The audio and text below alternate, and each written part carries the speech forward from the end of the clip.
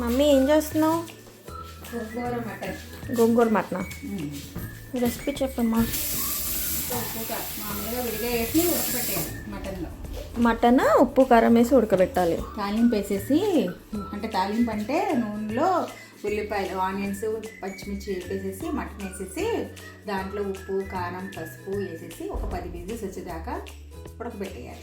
Okay. ఈలోపు సైడ్కి మనం గోంగూర తీసుకున్నాం కదా, ఆ గోంగూర దాంట్లో ఉల్లిపాయలు పచ్చిమిరకాయలు వేసేసి ఉడకపెట్టాలి. ఉప్పు దీనికి సరిపడా మాత్రమే వేసుకోవాలి, ఉప్పు కారం. ఇది గోంగూర పులుపు కదా, అందుకని కారం కొద్ది పడుతుంది, చూసుకొని వేసుకోవాలి. చెట్టు గోంగూర కదా, ఇది మంచి గోంగూర, ఎర్ర గోంగూర కాదు, అందుకే పులుపు ఉండదు.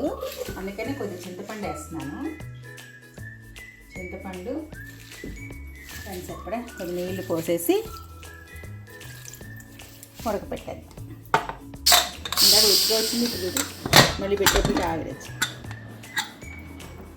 గోంగూర ఇలా పేస్ట్ చేశాను. యాక్చువల్గా బాగా మెదిపితే సరిపోతుంది, కానీ కొద్దిగా కలిసిపోవాలన్నట్టుగా నేను ఆకులుగా ఉండకూడదు అన్నట్టుగా నేను మిక్సీ పట్టేశాను.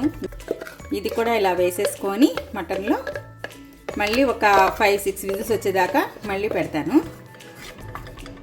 అప్పుడు ముక్కకు బాగా ఈ పులుపు కూడా పట్టేస్తుంది అన్నమాట.